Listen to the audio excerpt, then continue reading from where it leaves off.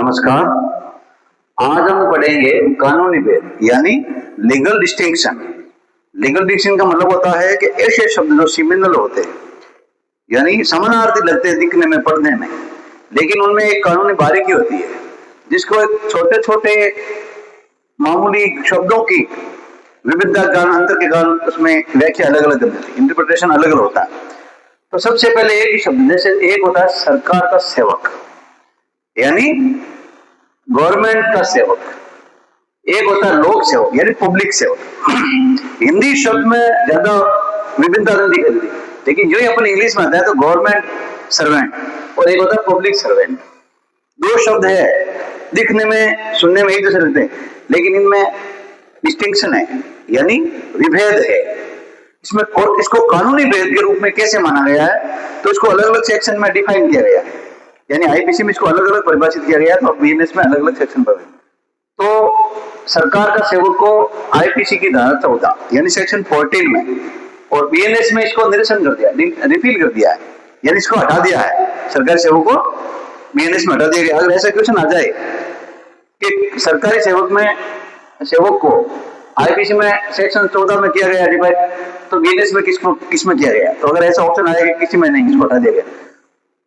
तो सरकारी सेवक और लोक सेवक में क्या अंतर है, तो एक तो सरकारी सेवक को आईपीसी की सेक्शन 14 में परिभाषित किया गया है और लोक सेवक को आईपीसी सेक्शन 21 में यानी धारा 21 में परिभाषित किया गया है, और बीएनएस में धारा 2 तो सब सेक्शन 28 यानी बीएनएस में सभी को डिफाइन किया गया, सेक्शन 2 में अलग अलग सब क्लोज लगा दिए।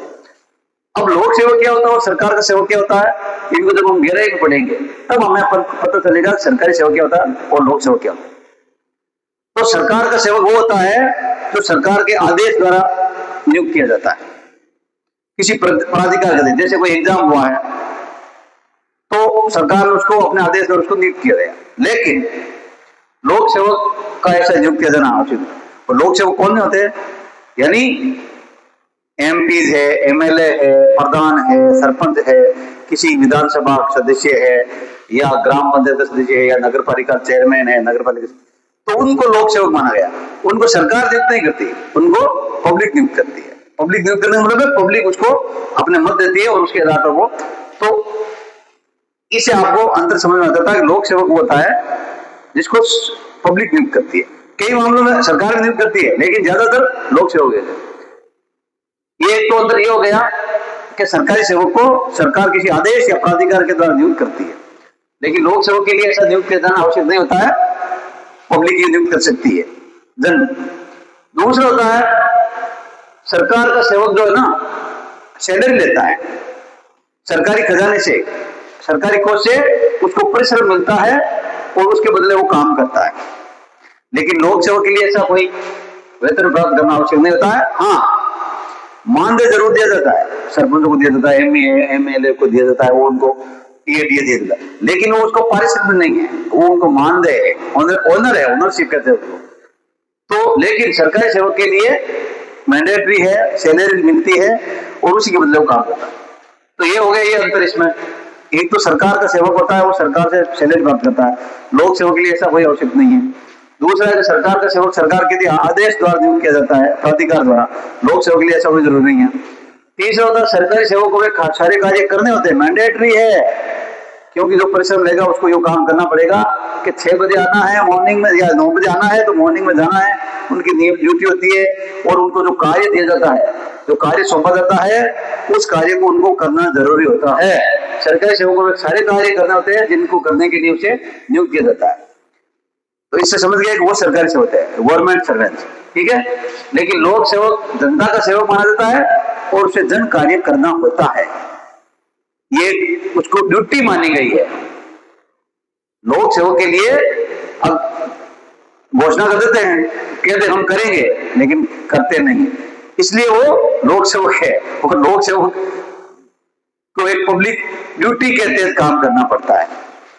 तो जन कार्य करने होते हैं लोक सेवक को। लोक सेवक का कार्य तो जन कार्य करना, पब्लिक वेलफेयर, पब्लिक यूटिलिटी के कार्य करना, कोई विकास कार्य करना, वो करवाना, लेकिन वो उसके हाथ बंधे हुए नहीं है, मैंडेटरी नहीं है। वो तो कहते हैं साहब हमारे पास कुछ बजट है, हम क्या कर रहे हैं, लेकिन इनको वो कार्य करने होते हैं जो दिए जाते हैं, उनको मैंडेट करना होता है। ये नहीं कह सकते सर इनकी ड्यूटी नहीं है, इनकी मैंडेटरी है। दूसरा होता प्रत्येक सरकारी सेवक लोक सेवक होता है, जो सरकारी सेवक होगा वो लोक सेवक होगा, लेकिन प्रत्येक लोक सेवक को सरकारी सेवक होना उचित नहीं है। मतलब जो सरकारी सेवक है वो लोक सेवक माना जाएगा, लेकिन लोक सेवक है वो सरकारी सेवक नहीं मानते। क्यों? एमएलए है, एमपी है, सरपंच है, प्रधान है, गवर्नमेंट का होना जरूरी नहीं है, लेकिन इनको सरकारी सेवक होना, ये लोक सेवक माना जाएगा, लेकिन ये जरूरी नहीं। अब इसको अलग अलग सुप्रीम कोर्ट ने अलग अलग मामलों में कंसिडर किया है, निर्धारित किया है, जजमेंट आए थे। एक सुप्रीम कोर्ट ने 1988 यानी 1988 में जो AIR बुक है, ऑल इंडिया रिपोर्टर की बुक्स है, उसमें जजमेंट दे रखा है। सुप्रीम कोर्ट ने कहा है PV नरसिम्हा राव जो अपने देश के पूर्व प्रधानमंत्री थे, उनका स्टेट के खिलाफ मुकदमा था, तब उनको यह बताया, माना गया, उसमें कंसिडर किया गया था कि संसद सदस्य यानी MP मेंबर ऑफ पार्लियामेंट लोक सेवक है, क्योंकि वह पद धारण करता है। लोक सेवक का मतलब आप जब आप लोक सेवक की परिभाषा पढ़ोगे, डेफिनेशन पढ़ोगे, तो उसमें अलग अलग आ जाएगा कौन कौन लोक सेवक की श्रेणी में आते हैं। तो जो पद धारण करता है वह पद धारण करता है तथा उससे लोक कर्तव्यों के निर्वहन की अपेक्षा की जाती है। अपेक्षा, एक्सपेक्टेशन है, जरूरी नहीं है कि वो अपेक्षा आपकी पूरी हो, लेकिन सरकारी सेवक के लिए अपेक्षा नहीं होती, उसको करना पड़ता वो कार्य। तो इस मुकदमे में अगर ऐसा क्वेश्चन आ जाए कि PV Narasimha Rao versus state of India, Bharat संघ, तो सुप्रीम कोर्ट ने किस मामले में उसको परिभाषित किया है, ये मुकदमा किससे संबंधित है, तो आ जाएगा ये सेक्शन 14 IPC का, यानी लोक सेवक नहीं, सॉरी 21 में लोक सेवक में इसमें परिभाषित किया गया है कि मेंबर ऑफ पार्लियामेंट, संसद सदस्य हो, लोक सेवक माना जाता है, क्योंकि वो पद धारण करता है और लोक कर्तव्यों के निर्वहन की अपेक्षा की जाती है, इसलिए वो लोक सेवक है। एक दूसरा है, अब जैसे कई कंपनीज होती है, गवर्नमेंट की कंपनीज होती है, क्या कंपनी लोक सेवक या सर्विस? नहीं, कंपनी को लोक सेवक नहीं माना है, सरकारी कंपनी को लोक सेवक नहीं माना है, परंतु कौन से मुकदमे में? सुप्रीम कोर्ट का मुकदमा था 2009 में AIR 1284 में, national small industries corporation limited versus state में सुप्रीम कोर्ट ने कहा है कि सरकारी कंपनी लोक सेवक नहीं है, लेकिन उसका प्रत्येक एम्प्लॉय, एवरी एम्प्लॉय, प्रत्येक कर्मचारी लोक सेवक की श्रेणी में आता है। तो अब लोक सेवक और सरकारी सेवक, अब इनको अलग अलग ड्यूटी है, तो इनके लिए अलग अलग राइट भी है। अगर लोक सेवक के पद पर कोई कार्य करता हुआ, लोक सेवक के पद पर अगर कोई कार्य करता हुआ ऑफेंस करता है, तो उसको 167, 167 IPC में उनके खिलाफ इस तरह से फायदा हो सकता है।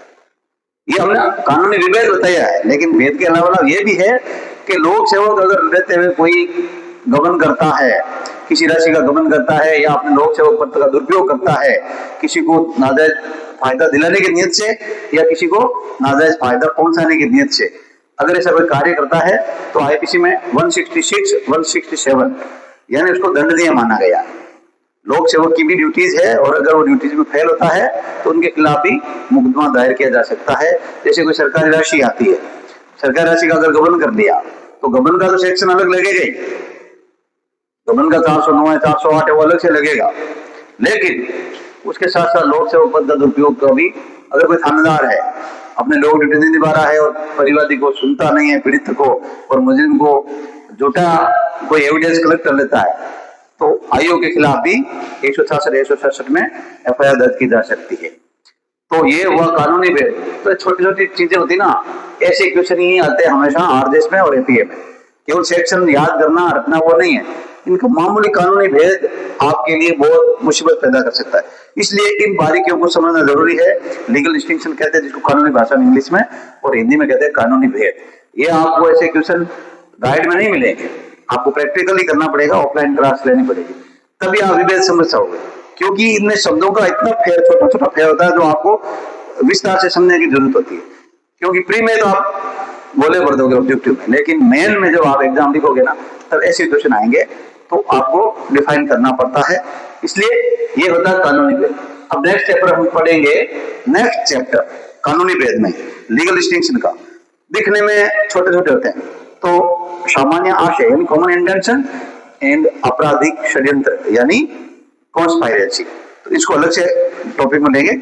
तो ये सरकार का सेवक और लोक सेवक, सरकार के सेवक को आईपीसी में 14 में सेक्शन में डिफाइन किया गया है, परिभाषित किया गया है, और लोक सेवक को 21 में, लेकिन बीएनएस में इसको रिपील कर दिया है। लोक सेवक को परिभाषा अलग से दी नहीं, इसको हटा दिया है, ठीक है। निरसन का मतलब, रिपील का मतलब निरसन, ये सेक्शन लोक सरकार का सेवक का पद हटा दिया पूरा, कि वो लोक सेवक रखा है, और उस रखने में सेक्शन 2 सब क्लोज 28 में लोक सेवक को परिभाषित किया बीएनएस में।